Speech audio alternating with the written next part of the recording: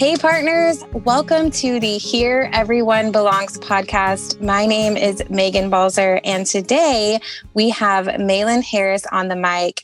Welcome, Mayland. Hello, everyone.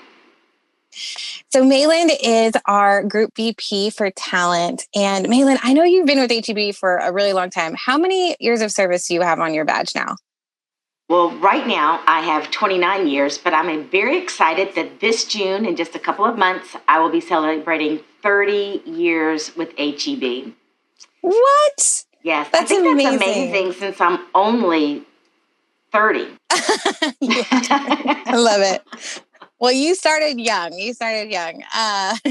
Pushing those carts at 1 year old. Well, that's incredible. So what was your first role at HEB? When I started at HEB, I started in the SMT program, which stands for Store Management Trainee, and it was an old version of our current SORL program. So Store Management Trainee. That's amazing. And now you are the VP of Talent, which is incredible. And of course, you're also our executive sponsor for the My HEB Life program. Right. Very excited. Yeah. So something we've been talking about a lot in this program and really across HEB in general is this concept of belonging and how important it is. And it's part of really who we are as a company. So I love that we've landed on this idea of, at HEB, Here Everyone Belongs, which is a great segue into talking about how you are also the executive sponsor for the Black African American Partner Resource Group at HEB. So what about this group inspired you to be their executive sponsor? Well, as you know, Megan, I actually started affinity groups in Houston when I was the leader of Houston Food Drug several years ago. So we've had affinity groups there since probably 2005. And the very first group that I started was the African American Leadership Group. And frankly, the reason I did that is when I went to Houston, there was lots of comments from African American leaders letting me know that they did not feel connected to the organization, and they wanted to have a bigger connection, and they wanted to have a bigger connection to other African American leaders that they could network with and share experiences. So it was actually the very first affinity group ever started at HEB in the Houston Food Drug region, and because it was so successful, and I could see the impact that it was making on partners' lives, it really did give me the initiative and the incentive to grow into the 9 affinity groups that we had in Houston. I don't think I started off thinking we were going to have all of these groups, but as you saw the need for it and how much people connected with the organization and with each other and the sense of pride they had with HEB because they were allowed to meet and talk about some of their shared experiences, that was invaluable. So I have a soft place in my heart for the African American group because it was the first group and it really was the kind of the leading edge for all the other groups. And of course, I'm African American, so I identify strongly with that group and look forward to seeing all the things that we can do to bring partners together and to continue to grow the representation throughout the company. That's wonderful. And so so now we've got these company-wide partner resource group networks that we're launching. We're launching with 6, with more on the horizon. So what do you think is going to be like, what do you see as the biggest outcome from growing these groups to, just being regionally in Houston to now having this big company-wide network across the state? Well, Megan, let me tell you, this has been such an interesting journey. So like I said, we had the affinity groups in Houston for, since 2005. And I would go and just share that just in casual conversation with partners all across the company, just different times and different events. And to the T, every single time I brought this up, partners would ask me, why don't we have this in my area? I would love to participate in this in the border or in Central Texas or at MWT or San Antonio, wherever they were. And they were amazed. And quite frankly, a lot of people didn't even know we had these groups. And when I would mention it, I want to have that. And I felt like it was such a need, but I just didn't have the capability or the ability to do it across the whole company. And one of the first things I really wanted to accomplish when I came into this new role of being the leader of talent was to grow these to be for more than just leadership, but all partners across every area. because it was such a need and it was such a desire for people. And I can tell you, attending these meetings and being a part of it and getting feedback, you cannot imagine the impact that these meetings have on partners' lives. That's just for them feeling a connection to the organization. But then when they also get the opportunity to network with people who are like themselves, to learn about opportunities to grow and develop themselves. And so I can tell you that the excitement that I have to be able to provide this for every partner, not just leadership partners, but every partner throughout the organization, in every part of the organization, including Favor, including MWT, including Central Market, Jovies, Meetend. I mean, all of our brands, all of our banners is extremely exciting and gratifying. You and I have talked about this several times. I feel like I've been pregnant for all this time and I'm giving birth to this baby and it's such a beautiful baby and I'm so proud. We've had great feedback. People excited to be a part of something. A lot of folks have been a part of organizations like this in their previous companies. Employee resource groups or partner resource groups and affinity groups, they're not new to the business industry and they provide so much value. So it's extremely gratifying to be a part of this across the entire company and to see how it's going to impact partners' lives for the future. The fact that we've got over 120,000 partners across the entire state. Wow.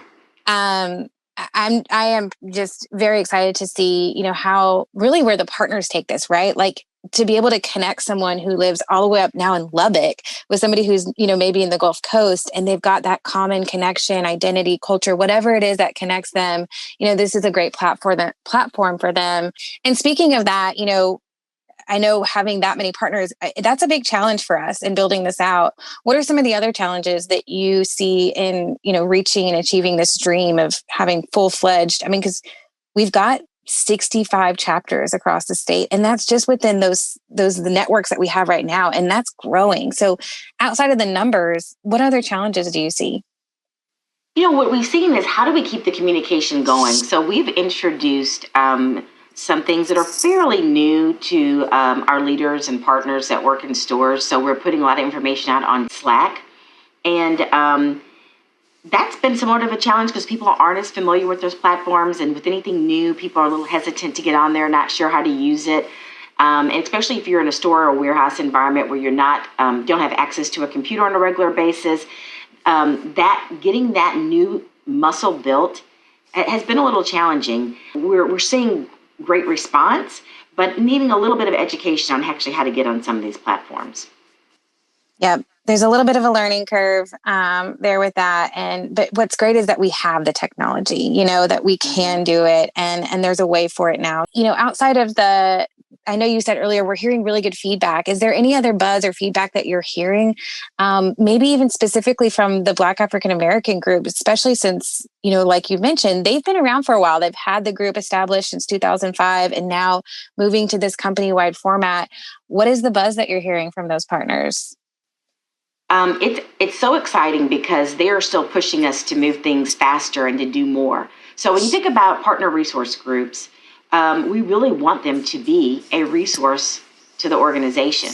Think about all of the knowledge base that these groups have about their individual groups that could help us be a better merchant. What products should we be carrying?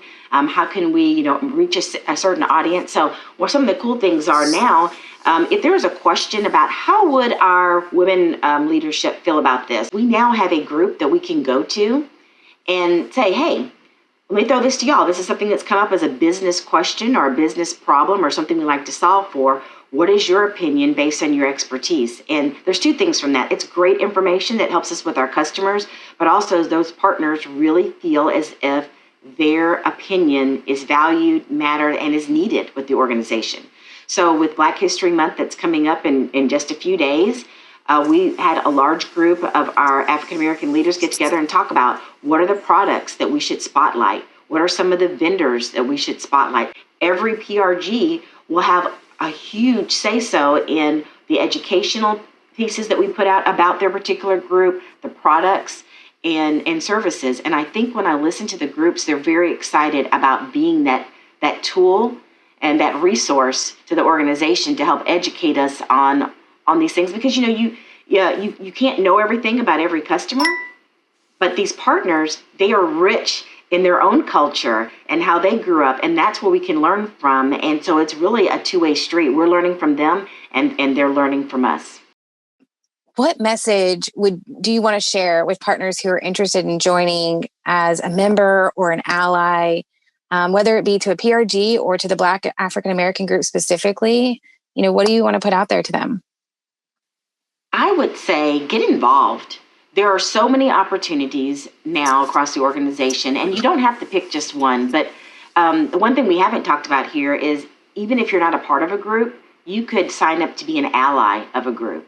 And I think that's very powerful too, because someone asked me the other day, it seems like if we're having affinity groups or we're having PRGs, that's not making us inclusive. It's kind of like you're segregating or you're separating. And we say, well, there's power in both. There's power in people who are like-minded or with like backgrounds coming together and really sharing their experiences and helping one another. But we also need those allies, people who maybe are not a part of a group that we can share educational opportunities with, and they can also share with us what we can be doing better. So I think the power of the allyship is something I would really encourage partners to get involved with, whether it's a group that you have some affinity for in some way, or you just want to learn more, or you just want to be supportive of it. Learning about someone that's different from you, learning about perspectives that are different from your own, it only helps to grow us. It only helps us to appreciate each other's differences, and that's what makes HEB special. That goes back to here everyone belongs. You hear a lot about, how innovative HEB is and how we're always, coming up with such great ideas and really jumping on them. And I really have been learning a lot about how innovation comes from diversity of thought, and diversity of thought and vision can't come without having diversity of people and people from different backgrounds and experiences and cultures and things. And I think that's really powerful, and I'm glad that we're doing it. You're right. Innovation comes from diversity of thought and having a diverse population. But I would even take it a step further than that. It's then giving those partners the ability to speak freely and to contribute. So you can be a part of the group, but if you don't feel like anyone wants to hear your opinion, or if you feel like your opinion's not valued, we're still not going to get the richness of your experiences. So yes, we want to have a diverse partner base. We want to have diverse people come together. However, it's got to be more than just having them work here. They have got to feel empowered to speak up and to be a part of what we're creating here. And so that's that next step of belonging. It's not that I just got hired, that now my voice counts and what I say means something, and the company is listening to me and taking action on what I'm sharing. That is where we get the real innovation from, where those partners are fully invested and truly, truly belong at HEB. Yeah, I think it comes full circle. I'm so thankful for you to be on the mic today and taking the time to share all that you have. You are the first partner to help us and leader to help us kick off the Here Everyone Belongs podcast. So thank you so much. Thanks for having me, Megan. Yes. Well, we are going to continue to chat with influential leaders from all over our company-wide partner resource groups. In fact, next month, we are meeting with Christy Banaszak, who is the executive sponsor for the Women's Inclusion Network. And we are going to talk about Women's History Month and some other wonderful initiatives that we are doing to support the Here Everyone Belongs mission. So thank you again for joining us, and we hope you tune in next time.